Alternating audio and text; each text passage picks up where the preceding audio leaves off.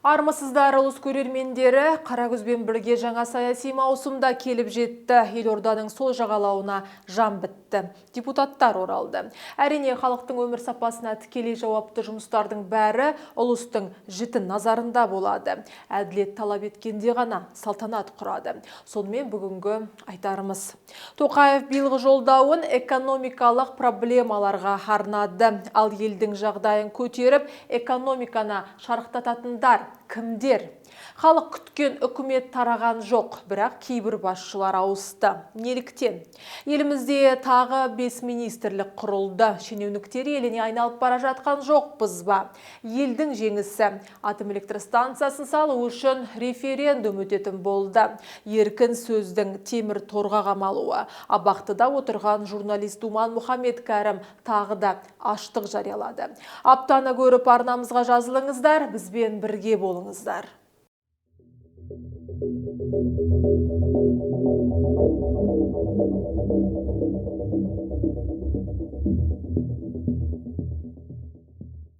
Сонымен президент Тоқаев 1 қыркүйекте халыққа дәстүрлі жолдауын арнады. Бұл жолы саяси реформалар емес, еліміздің ендігі экономикалық бағыт-бағдарына назар аударылды.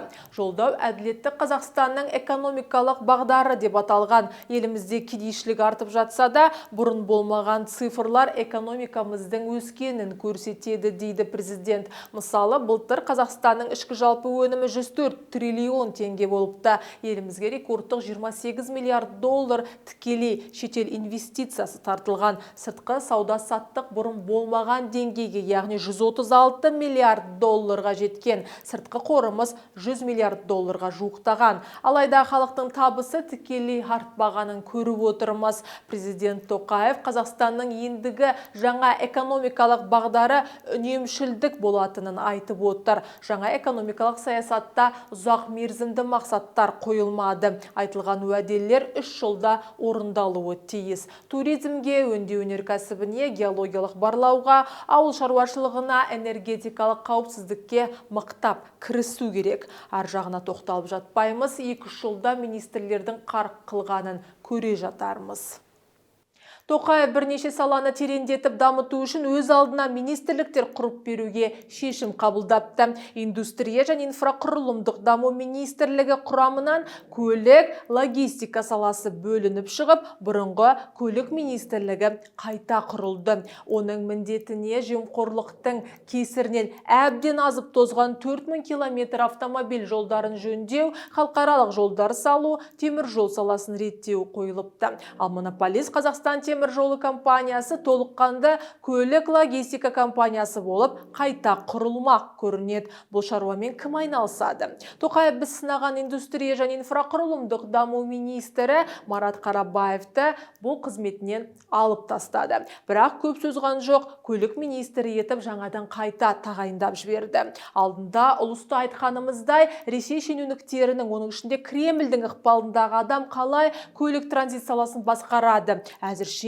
білмейміз. Енді Қарабаевтың қарамағында автомобиль жолдарының операторы болып табылатын Қазавтожол компаниясы мен көлік комитетінің барлық функциялары болады. Айтпақшы, Қазақстанда көлік министрлігінің тәуелсіздік алған жылдары Мәсімов, Мырзахметов, Исенғарин сияқты 14 жылы Астананың әкімі Жеңіс Қасымбек басқарған. Индустрия министрлігінің құрамында болған құрылыс саласы да өз алдына бөлініп шығып, өнеркәсіп және құрылыс министрлігі болып құрылды. Оған кім басшылық ететіні әлі белгісіз. Тоқаев өз жолдауында халықтың тұтынушылық несиеге батып қалғанын, банктер нақты экономикалық секторды қаржыландырудың орнына халықты қарызға тығумен айналысып жатқанын сынады. Сондықтан 20-дан астам банктың бәрі енді кәсіпкерлікті қолдауға назар аудару керек.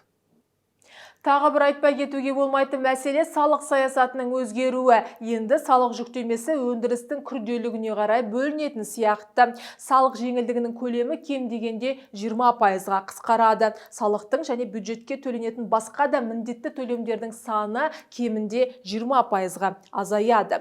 Айтарлықтай түсім әкелмейтін төлемдерді толығымен алып тастап, қалғандарын біріктіруге болады. Үкімет пен парламенттің алдында салық заңнамасын өзгерту міндеті тұр. тұралды. Сонымен бірге ең төменгі жалақы 80 мың теңгеге өсетін болды. Әрине, мұны күлкілі естілетіні рас. Супермаркетте бір барсаңыз, бұл ақшаны тауысып қайтасыз. Ал төмен айлық алатындар бала-шағасын қалай асырайды? Өткенде еңбек және әлеуметтік қорғау вице-министрі Олжас Ордабаев 85 мыңға өмір сүруге болады деп айды аспаннан бір-ақ шығарған еді. Второй вопрос касается минимальной зарплаты в Казахстане, которая составляет сейчас 70 тысяч тенге. Вы как вице-министр, вы считаете эту сумму адекватной? Можно ли на эти деньги вообще как-то прожить в Казахстане?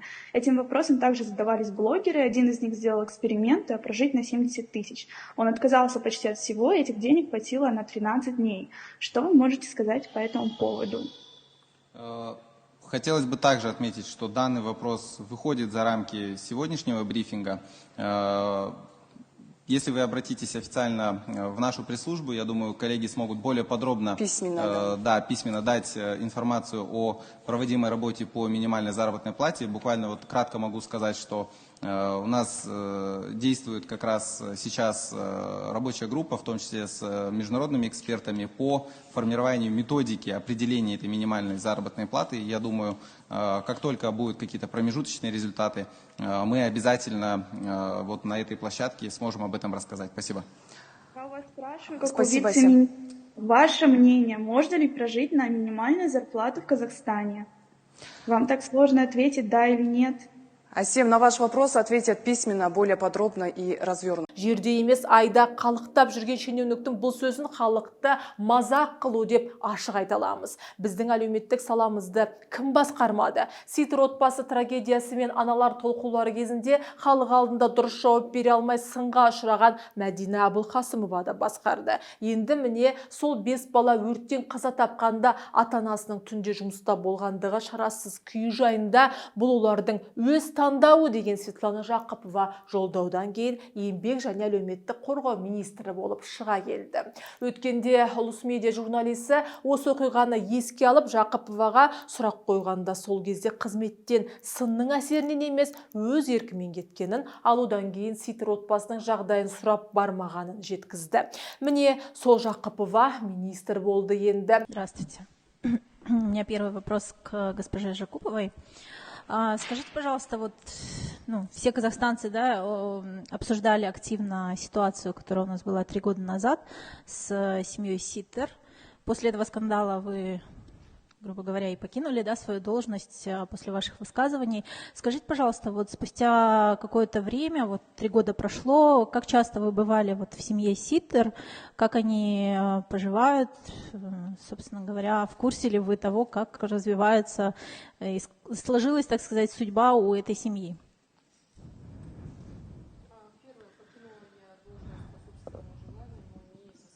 Можно микрофон?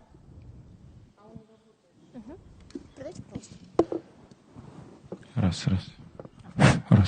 Первое. Покинула я свою должность по собственному желанию, по семейным обстоятельствам. Если буквально всем объяснять, по состоянию здоровья моего супруга нужно было ухаживать. И не потому, что это было высказывание или отрицательное порицание общества. Первое отметила. Второе, то, что из контекста вырвали и вам подали так, как будто это был только ответ, что это был их выбор, и именно к этой ситуации, я считаю, это было некорректно. И была ли я в семье Ситер? Я была, но после того, как я ушла с работы с министерства, я их не видела. Знаю, что их обустроили за счет благотворительности, приобрели квартиру, и они живут. Ал осы қызметті атқарып келген Тамара Дүйсенова премьер-министр Әлихан Смайыловтың орынбасары болып тағайындалды. Ол бұған дейін 2 жұмысты қатар алып жүрген еді. Сол сияқты премьер-министрдің орынбасары және сауда интеграция министрі болып келген Серік Жұманғарин да енді тек қана премьер-министрдің орынбасары. Оның орнына сауда министрі болып Арман Шаққалиев Шакеев тағайындалды. Ал Арман Шаққалиев деген кім? 46 жастағы шенеунік Балқаш қаласында туған, өмір бойы мемлекеттік қызметте істеп келе жатыр. Соңғы жылдары Сауда министрлігінде комитет төрағасы, Мәскеуде Еуразиялық экономикалық комиссияның алқа мүшесі, Сауда министрінің бірінші орынбасары қызметтерін атқарған. Ақпарат, мәдениет, спорт және туризм салаларында да күрделі құрылымдық өзгерістер орын алды. Мәдениет саласын спорттан бөліп алып, ақпаратқа қосты да мәдениет және ақпарат министрлігі құрылды. Туризм мен спорт бірігіп, спорт және туризм министрлігі пайда болды. Екі саланың бұрынғы министрлері Дархан Қыдырәлі мен Асхат Оралов жұмыссыз қалды. Қыдырәлі 1 жыл, ал жас резервист Оралов 8 ай министр болды. Бұл уақыт ішінде ешқайсысы қала реформа жасап үлгерген жоқ, кімге ұнамай қалғандарын білмейміз. Тек Дархан Қыдырәлінің тәуелсіз бақтарға қысым жасамай жұмыс жасағанын атап өткіміз келеді. Ал журналист Думан Мұхаммед Кәрімнің қамалуына орай ашық білдіргені де есімізде. Кәрімнің қайта-қайта өзінің жеке пікірін айтқаны үшін қамауға алынып жатыр. Сіз енді осы саланың министрі ретінде бір ықпалдастық танытып пікір білдірмедіңіз. Неге? Жалпы біз әріптестерімізге мүмкіндігінше пікір білдіруге, оларға ақша түсуге, мүмкіндігінше тиісті құрылымдармен жұмыс істеуге тырысып келеміз. Дер кезінде әрекет жасауға кейбірін әлеуметтік желіде айтамыз, кейбірін телефон арқылы. Ал Думан әріптесіміз еліміздің әріптес деп айтуға болады, бірақ ол өзінің журналистік көзқарасы үшін, журналистік қызмет үшін емес, ол саяси көзқарасы үшін қазір іс қозғалып отыр. Сондықтан бұл жерде оның журналистік қызметіне бір кереғар немесе оған шектеу қойылып отырған жоқ. Және ол саналы түрде саяси көзқарас үшін осындай қадамға барып отыр. Сондықтан бұл мәселеде әрине соттың үкімін күтеміз. Ал егер ол журналистік әрекет үшін болса, біз оған дейін қарсы түсеміз. Сіз оның саяси көзқарасына келіспейсіз бе? Ол енді әркім өзінің ұстанымы, жалпы бірақ енді журналистік әрекет үшін емес, ол жерде ол саяси ұстаным үшін болып отыр. Сондықтан егер журналистік қызмет үшін болса, болсамыз керек. Ал Асхат Оралов жаста болса пысық шенеунік болып көрінді. Таптамаша бастамалар бастап кеткені де есімізде. Дереккөз облыстардың бірінде әкім болып тағайындалуы мүмкін деп жатыр. Мен құтты болсын. Мектепке барасың ғой енді? Бірінші сыныпқа барасыз ба? Иә. Құтты болсын. Жақсы оқып, үздік оқушы бол, ең алдымен бақытты қыз бол, жақсы ма? Жақсы. Құтты болсын бірінші білім күні. Мынау сізге әліппе кітабы. Рахмет. Жақсы. Суретке түсіп алсақ болады, Амина әкеңізге камераға қарап. Келгеніңізге көп рахмет айтамыз. Еңбегіңізге табыс тілейміз. Аман жүріңіз. Рахмет. Құтты болсын мереке. Ал Асхат Ораловтың орнына спорт пен туризмді басқаруға Ақмола облысының әкімі қызметінен алып келіп, Ермек Маржықпаевты отырғызды. Көкшетаудың азаматы қызмет жолын өз туған жерінде бастап, дене шынықтыру мұғалімі, мектеп директоры, аудан әкімі, облыс әкімінің орынбасары, қала әкімі, президент әкімшілігінде мемлекеттік инспектор, содан кейін облыс әкімі болып сатылып өсе берген. Бокстан спорт шебері дәрежесі бар. Маржықпаевқа енді елдің спортын дамыту міндеті жүктелді. Айтпақшы, журналист Асхат Ниязовқа берген сұхбатында ол отбасының елігінде ауыл шаруашылығы жерлері бар екенін, әйелі осы салада бизнеспен айналысатынын мойындаған. Сонымен қатар кей ақпарат көздері оның әйеліне Бурабайдағы қонақ үйлері тиесілі екенін жазды. Енді туризмді өзі басқарса, нағыз мүдделер қақтығысы туып тұрма деуге болады. Бірақ бізде бәрі оңай. Қонақ үй әйелінде болса, оны басқа туысына жаздыра салатын шығар. Көрейік. Есть в вашем владении или владении вашей семьи земли в Акмолинской области? Владение семьи. Ну, семья большая, у нас 5 братьев, 3 сестры. Это есть земля? Да, есть. Сколько есть? Не могу сказать, сколько. Вы не владеете этой информацией? Хозяйством. Ваши родные братья и сестры? Я не владею этой ситуацией, этим вопросом. То есть, я правильно понимаю, ваши родные братья и сестры владеют землями в Акмолинской области? Ну, и может быть в Акмолинской области, может в других регионах. Они живут в разных регионах. Но лично у вас, у супруги, у детей нету? Супруга занимается бизнесом. Бизнесом? Да. Как раз таки агробизнес? Агробизнес тоже есть. То есть земли, да, у нее? Это было приобретено в 2006 году, она занимается агробизнесом, да. Много у нее земель у супруги? Не могу сказать. Тоже не знаю? Не могу, да. А фамилия ваша, да, у супруги? Маршакбаева? Нет, не Маршакбаева. А как фамилия? Курманова фамилия. Просто чтобы люди знали, что вы же должностное лицо, правильно? Аким области, вам же нечего скрывать, правильно? Конечно, конечно. Ал ақпарат және қоғамдық даму министрлігінің орнына құрылған мәдениет және ақпарат министрлігін Ақордадағы қызметінен босаған Аида Балаева басқаратын болды. Оны алдын ала Лусмедиада болжап жазған болатын. Балаеваның есімі ескі Қазақстаннан бері елге белгілі. Ол бұған дейінде ақпарат және қоғамдық даму министрі болған. Назарбаевтың жерлесі, бұрынғы ақпарат министрі Дәурен Абаевтың ауылдасы. Екеуі де Алматы облысы Жамбыл ауданы Жамбыл ауылынан шыққан. Шапыраштылар 2020 жылы ақпарат министрі ретінде осы Абаевты алмастырған еді. Алматы облысының Жамбыл ауданы дегенде тек Балаева мен Абаевты ғана емес, сол жердің тумалары ірі шенеуніктер, Назарбаевтың жақсы көрген шенеуніктері. Нұртай Әбіхаев, Қайрат Мәми, Талғат Мұсабаев, Бейбіт Атамқолов, Бақыт Сұлтанов, Айдос Үкібайларды да айтуға болады. Бір ауылдың азаматтарының бәрі қазір ат үстінде емес әрине, ал нәзік жанды болса да Балаева ханым қызмет биігінде қалды. Міне енді Аида ханым әртістер мен журналистердің жарты құдайына айналды. Айтпақшы, мен Қазақстанда елдердің жоғары лауазымды қызметтер атқарғанын, билікте гендерлік баланс болғанын толық қолдайтынымды айтқым келеді.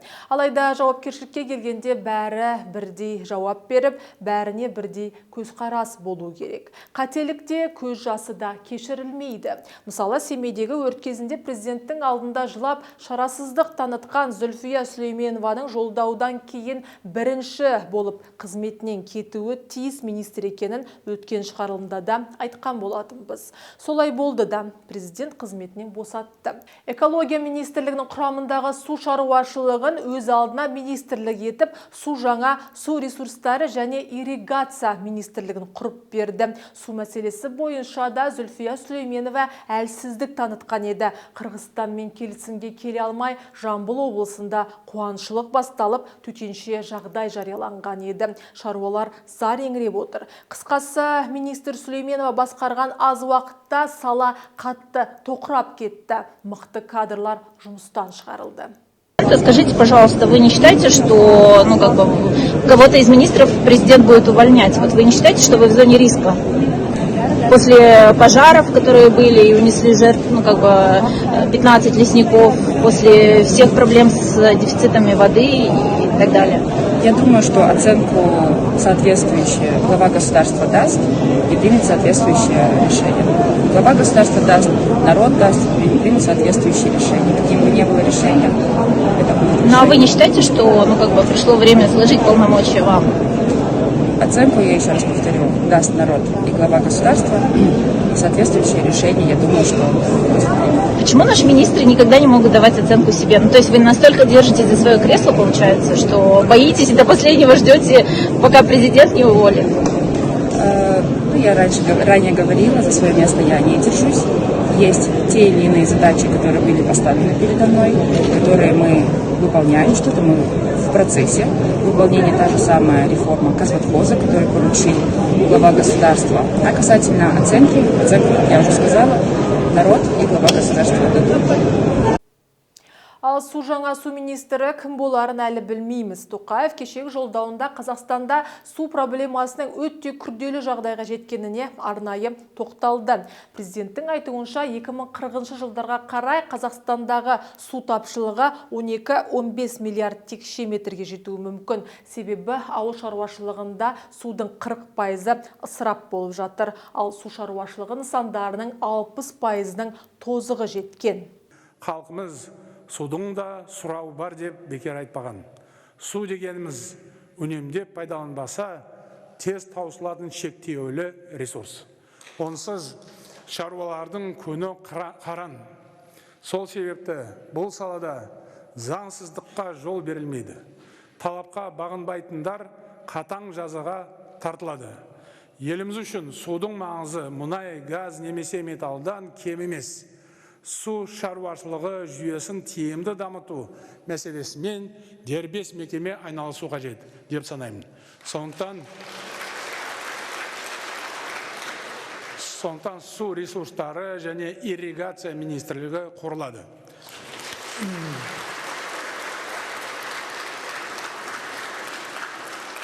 Министрліктің аясында ұлттық гидрогеология қызметі қайта жұмыс істейтін болады. Сондай-ақ еліміздің су шаруашылығын басқару жүйесіне түгел реформа жасалады. Казахводхоз, Нуринский групповой водопровод және басқа да негізгі компанияларда өзгеріс болады. Жалпы осы саланың материалдық жағдайын жақсартып, кадр мәселесін шешу керек.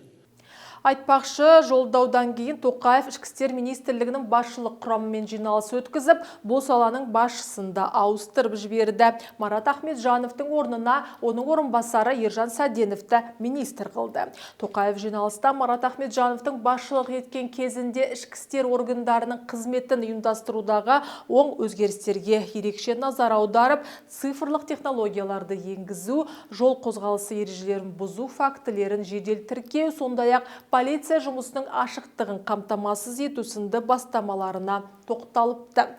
Ахметжанов біздің есімізде өткенде Астанадағы Каспий банктың жұмысшыларын тонаушы кепілдікке алғанына өзі барып келіссөз жүргенімен есте қалды. Уақытылы келіп қарақшымен және әңгімелесіп бірнеше адамды құтқарғанын көпшілік жылы қабылдап еді. Мүмкін Ахметжановты басқа лауазымда күтіп тұрған болар.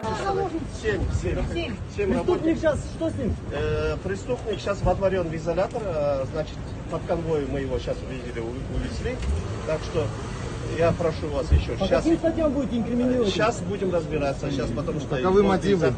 Какие у него? Подскажите мотивы, требования. Ал 68 жылы Шығыс Қазақстанның Күршім ауданында туған жаңа министр Сәденов қызмет жолын аудандық полицияда жедел уәкілден бастапты. Бірнеше қалада, облыстарда полиция бөлімшелерін, полиция басқармаларын басқарған. Министр қызметіне дейін 21 жерде жұмыс істеген генерал-лейтенант шені бар.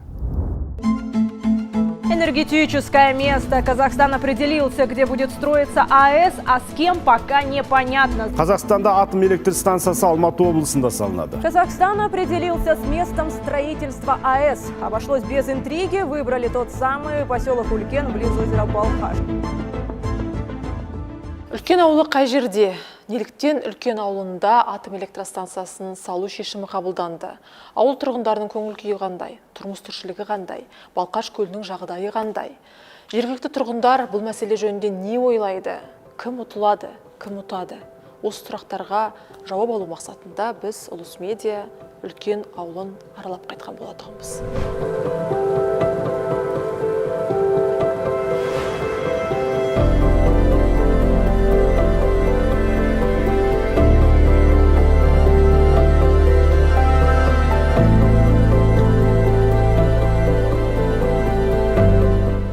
Медиа осыған дейін тоқтаусыз жазып келген атом электростанциясын салу мәселесінде халық мүддесі ескерілетін болды.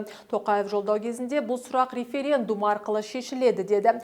Біз маңызды стратегиялық мәселелерге қатысты түпкі шешімді референдум арқылы қабылдауымыз қажет. Бұл 2019 жылы сайлау алдында айтылған менің уәдем. Атом электростанциясын салу немесе салма мәселесі еліміздің болашағына қатысты аса маңызды сұрақ. Сондықтан оны жалпыұлттық референдум арқылы шешкен жөн деп санаймын. Нақты мерзімін кейін анықтаймыз, деді Тоқаев. Ұлыс аптаның өткен шығарылымында да біз үлкен ауылындағы АЭС құрылысына қатысты халық талқысы жайлы кеңінен айтқан едік. Әкімдік пен министрлік өкілдері ол кездесуден ауыл тұрғындары толық қолдады деп тұжырымдама берген. Ал экобелсенділер ашық қарсылық білдіргенді. Біздің ойымызша референдум өтетін болса, онда тек АЭС салу салмау туралы сұрақ қана емес. Оны қайда салу, қай елдің технологиясын қолдану бойынша сауалдар болуы тиіс. Себебі халық құрылысқа қарсы болмаса да, Ресейдің бұл шаруаға араласуына қарсы. Айтпақшы жолдаудан кейін үкіметте емес, Ақорданың өзінде де ауыз түйістер мен құрылымдық өзгерістер орын алды. Енді президент әкімшілігінің орынбасары қызметі болмайды. Мұндай қызметтерде болған 6 адам: Тимур Сүлейменов, Аида Балаева, Руслан Желдібай, Ержан Жиенбаев, Ержан Қазыхан, Ернар Беспаевтар босатылып, өз салалары бойынша президент көмекшісі болып тағайындалды. Көмекші Әсет Исекешев пен Тимур Сүлейменов әзірге жұмыссыз. Бірақ министр болып тағайындалып шығуы әбден мүмкін. Бәрін айтта бірін айт, халық негізгі ауыз түйістерді ғана емес, үкіметтің отставкасын күткен болатын. Премьер-министр Әлихан Смайылов кетеді деп болжағанбыз. Алайда президент оған шын сене ме, әлде тағы мүмкіндік бере ме, түсініксіз. Әйтеуір жолдаудан кейін бір күн бұрын мәжілістің Ерлан Қошанов бастаған Аманат фракциясы Смайыловтың жұмысы бойынша есебін тыңдап, бір ауыздан оң баға берген. Қазіргі уақытта үкіметтің барынша жұмыс істеп жатқанын көріп отырмыз. Ең бастысы президент жүктеген міндеттер орындалып жатыр деп сылап сипаған Қошанов. Біздің ойымызша, аманаттықтардың өз еріктерімен премьер-министрге баға беруге саяси еркі жоқ. Жоғарыдан тапсырма алып, қалуы тиіс, жұмысын қатты сынамаңыздар деп айтқан болса да таңғалмаймыз. Ақорда мен үкімет қызмет үлестіре берсін, біз тәуелсіз журналистер мәселесіне оралайық. Не дейді YouTube арнасының авторы Думан Мұхаммедкәрім түрмеде 4-ші рет аштық жариялады. Бұл ақпаратты журналистің адвокаты Ғалым Нұрпейісов растады. Думанның денсаулығы нашарлады. Біз шағым жаздық, тексеруді талап еттік. Оған дәрігерлер келіп, оны ауруханаға жатқызып, тиісті ем тағайындау керек деген қорытынды берді. Ресми қорытындыға қарамастан ешқандай мамандар жіберілмеді. Талдықорғаннан Алматыға ауыстыру туралы мәселені шешпек болған кезде прокурордың орынбасары келіп, бұл мәселені шешетінін айтты, бірақ ештеңе шешілген жоқ. Бәріміз алдандық. Тергеу изоляторындағылар Думан бұйрық келгенде ғана ауруханаға жіберілетінін айтты. Бұйрық әлі жоқ. Сондықтан Думан 1 қыркүйектен бастап аштық жариялады, деді адвокат. Бұдан бұрын Думан Мұхаммедкәрім Алматыдағы бақтыға ауыстыру туралы талабы орындалмаса, саусағын шауып аштық жариялайтынын мәлімдеген. Еске салайық, Думан Мұхаммедкәрім 20 наурызда Facebook желісінде жазба жариялап, 21 наурыз күні түстен кейін алаңға шығатынын мәлімдеп, өзгелерді де оған қосылуға шақырған үшін қамауға алынды. 15 сәуірде ол қамаудан босатылып, халықты тағы да митингке шақыратынын мәлімдеді. 2 мамырда тағы 25 тәулікке қамауға алынды.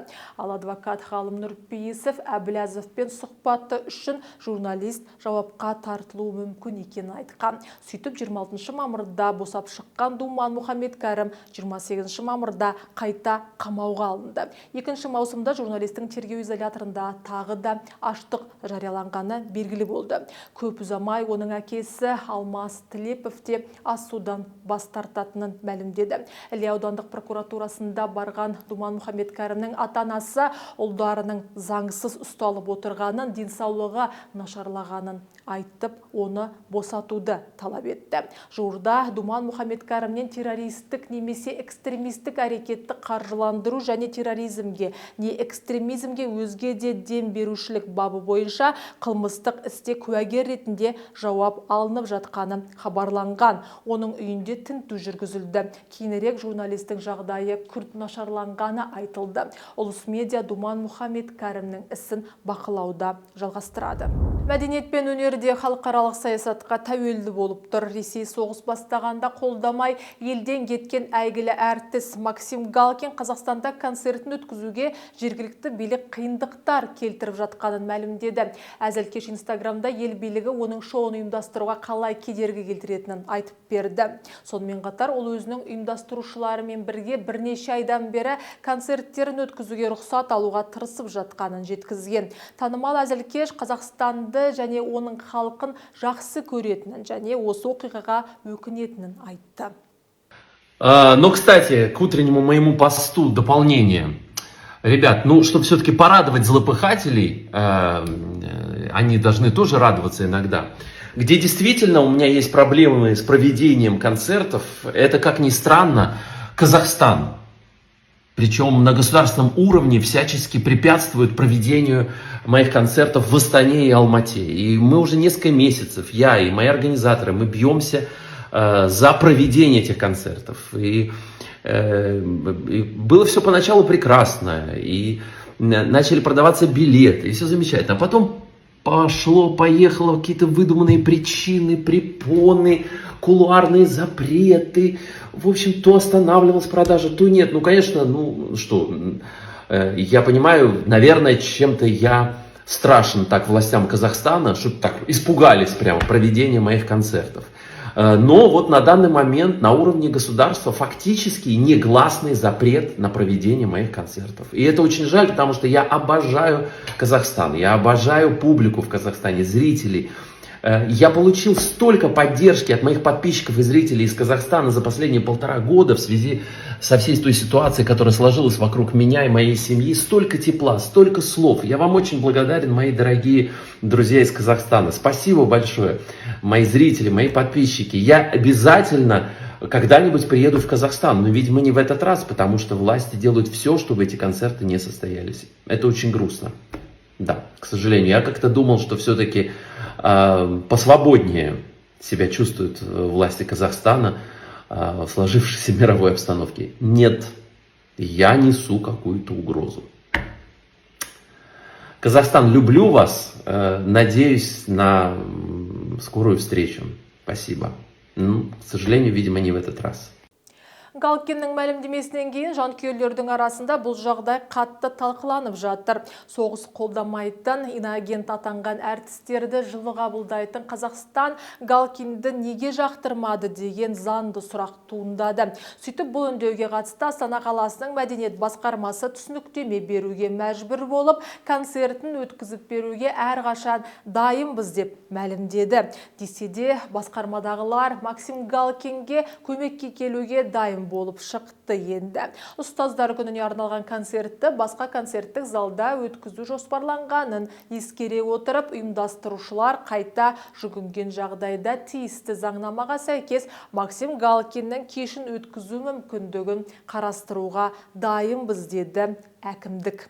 Айта кетейік, Максим Галкин Ресей Федерациясының басшылығы Украинаға басып кірген үшін қатты сынап, елден кетуге мәжбүр болған. Ресейде оған шетелдік агент мәртебесі берілді. 1 жылдан астам уақыт бойы Галкин Израильде өнер көрсетіп, Ресей басшылығының кейбір шешімдерін келемеждеп жүр. Сондықтан оның әзілдері саясиланып кетті деп сынайтындар да бар. Ал бұдан бұрын Ресейдің агрессиясына сын білдіріп, Украинаны қолдап жүрген ресейлік тағы бір әртіс Земфира Қазақстанда концерт берген.